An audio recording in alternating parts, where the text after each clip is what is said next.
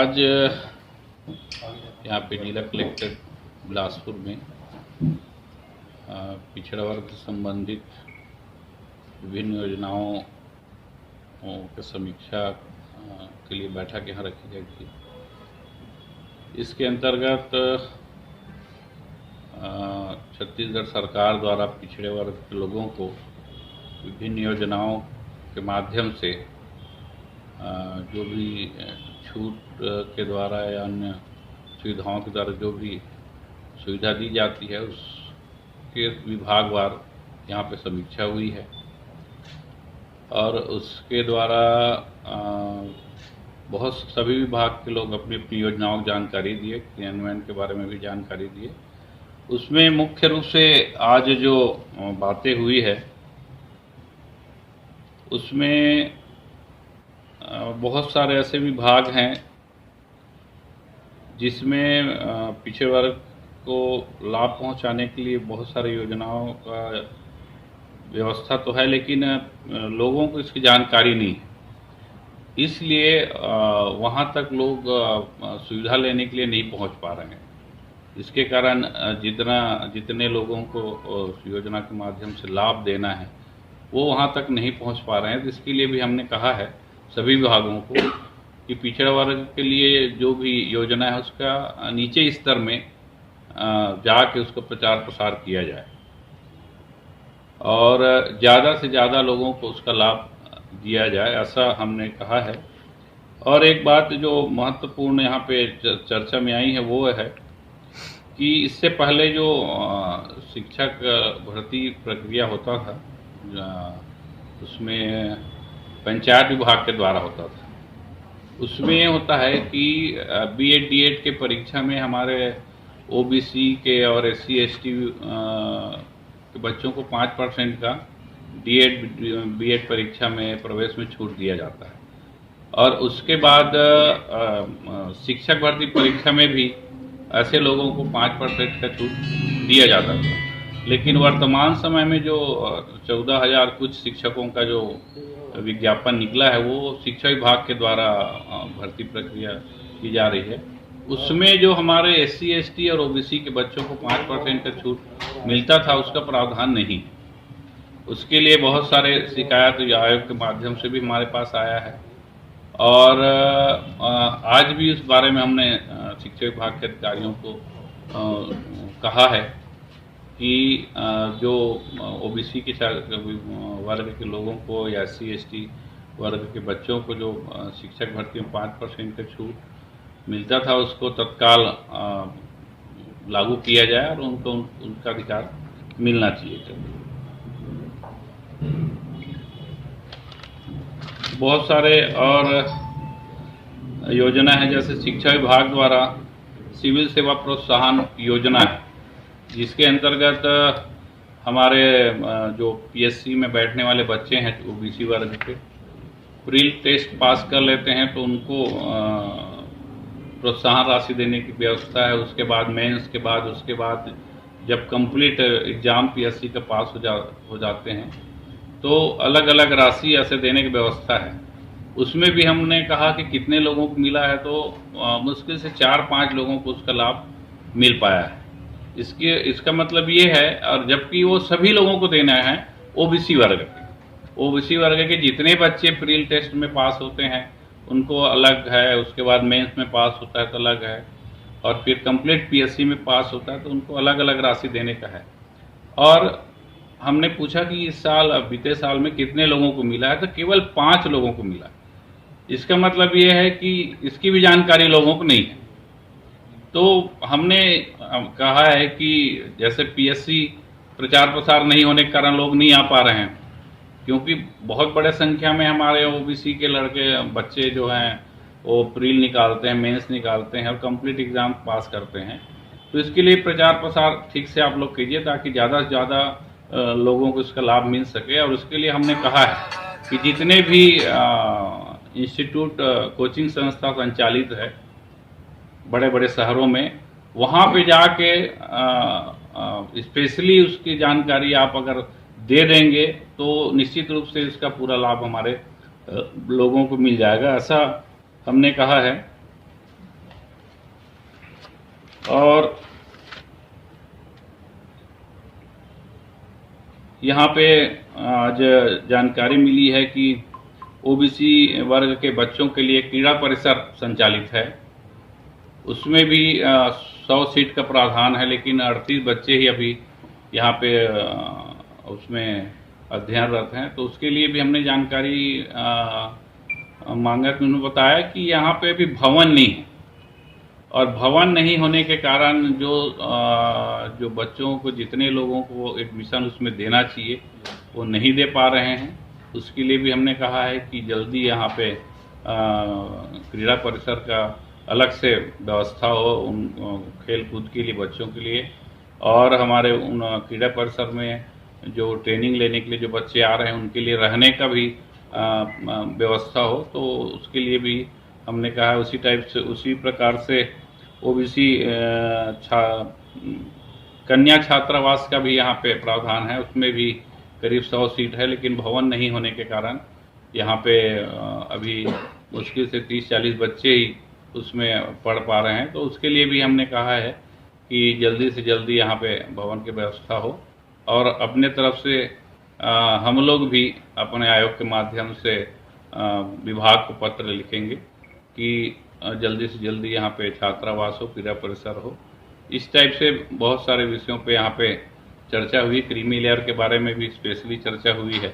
OBC वर्ग को creamy layer का जो सर्टिफिकेट देना होता है, उसमें बहुत सारी परेशानी आ रही है। पूरे प्रदेश से लोग हमको फ़ोन करते हैं और बहुत सारे पत्र हमारे आयोग के माध्यम से भी आया है कि क्रीमी लेयर प्रमाण पत्र बनाते समय हमको बहुत परेशानी हो रही है। जिसको इनको इसका लाभ मिलना चाहिए उसको भी नहीं मिल पा रहा है। उसका कारण ये है कि क्रीमी लेयर का वो प्रमाण पत्र बनाते समय या कैटेगरी बनाते समय जो कंडीशन दिया हुआ है आय के लिए विशेष करके, उसकी जानकारी हमारे अधिकारियों को नहीं है, राजस्व विभाग के। जैसे कि आय प्रमाण पत्र जनरली तहसीलदार बनाते हैं, एसडीएम साहब बनाते हैं। हम कई बार शिकायत मिलने पर फ़ोन से भी संपर्क किए हैं, तो उनका भी कहना है कि कैसे बनाना है, क्या है, कुछ हमको समझ में नहीं आ रहा है करके। तो उसलिए भी हमने गाइडलाइन दिया है कि उसमें विशेष रूप से जो मेन बात है कि किस किस स्रोत से जो आय होता है, जिसको नहीं जोड़ना है और किसको जोड़ना है, उसको हमने क्लियर किया है कि अब भविष्य में अगर इस टाइप के हो तो उसमें स्पष्ट ये है बहुत शॉर्टकट में कि एग्रीकल्चर से जो आय होता है और तृतीय वर्ग और द्वितीय वर्ग कर्मचारी का वेतन से जो आय होता है उसको नहीं जोड़ना है। और बाकी ऊपर से बहुत सारा ऐसा कंडीशन दिया हुआ है, उसको भी हम यहाँ पे हर पूरे प्रदेश में कलेक्ट्रेट में वो क्रीमी लेयर का जो भी वो है उस कंडीशन है उसको हमने भेज दिया सारे कलेक्टरों को और निवेदन किया है कि हमारे लोगों को यहाँ पे कोई असुविधा ना हो। जाति प्रमाण पत्र के बारे में भी यहाँ पे हमको शिकायत मिला। इस बैठक में हमारे माननीय महापौर जी बैठे हुए हैं, हमारे ओबीसी ग्रुप से आते हैं। उन्होंने कहा है कि उनके घर के बच्चे का जाति प्रमाण पत्र नहीं बन पा रहा है, वो खुद परेशान हो गए हैं।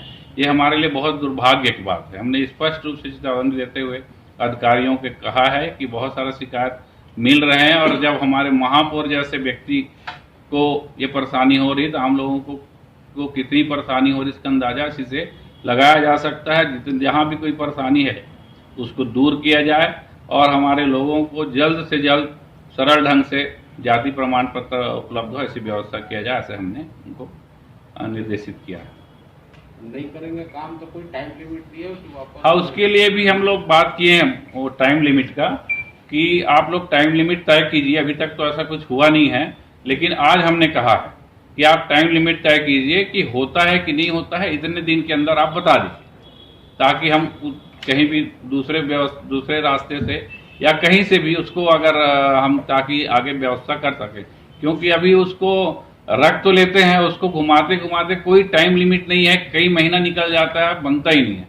तो हमने स्पष्ट कहा है आज कि ये जाति प्रमाण प्रकरण में टाइम लिमिट तय कीजिए कि आपके आवेदन मिलने कितने दिन के अंदर बनेगा, तब नहीं बनेगा तो आप जवाबदारी दे दीजिए कि जवाब दे दीजिए कि आपका प्रमाण पत्र नहीं बन सकता। नहीं, जैसे आपने बताया कि महापौर परेशान है, तो ऐसे तो आम जनता ही परेशान होती होगी।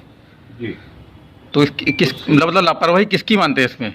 अब उसमें क्या है, देखिए, लापरवाही निश्चित रूप से अधिकारियों की है, लेकिन बहुत सारे केस में ऐसा होता है कि बहुत सारे कंडीशंस रहते हैं जिसके कारण नहीं हो पाता, या जो जो डॉक्यूमेंट्स हमको चाहिए रहता है चाहिए वो नहीं दे पाते, इसलिए कभी कभी लेट हो जाता है। लेकिन व्यवस्था का ही लापरवाही माना जाए कुल मिला के, कि हमारे लोग जो भटक रहे हैं, इतने दिन से नहीं बन पा रहा है, तो कहीं कहीं व्यवस्था में कमी है, उसको तत्काल सुधारा जाए। हमने स्पष्ट निर्देश अधिकारियों को दिए हैं आज। ठीक। और औद्योगिकरण में भाई सरकारी नौकरी तो सबको मिल नहीं सकती, तो ओबीसी का जो भूमिका है उद्योगों के प्रति वो क्या है, और क्या आप मानते हैं पर्याप्त कि अंत व्यवसायी वित्त विकास निगम जो सपोर्ट करता है उसकी क्या स्थिति है? उसकी भी आज चर्चा हुई है।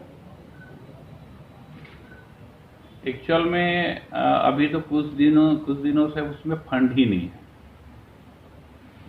पहले हमने उनको पूछा है कि टारगेट जैसे लिखते हैं कि हमको 80 केस करना है, 80 केस से क्या है, अंत व्यवसायी वाले पास करके भेज दिए कहाँ, बैंक। अब बैंक में जाने के बाद पता चला कि 5 लोगों को मिला है, 75 लोगों को नहीं मिला। तो इसी बात पे आज बहुत गहराई से चर्चा हुई है। ये योजना जैसे रोजगार मूलक योजना बहुत सारे विभागों में, अंत व्यवसाय टाइप का, मुख्यमंत्री क्या स्वरोजगार योजना, प्रधानमंत्री स्वरोजगार योजना, और अब एग्रीकल्चर के माध्यम से भी बहुत सारे ऐसे ऋण दिए जाते हैं। तो इसके बारे में हमने कहा है कि भाई हम जितने लोगों को ऋण दिए हैं, ऋण तो दे दिए, उसके बाद आप जाके कभी सुध लिए वहाँ पे हम जो ऋण दिए हैं और जिस व्यवसाय के लिए वो सुचारू रूप से चल रहा है कि बंद हो गया, तो उनके पास कोई जवाब नहीं है।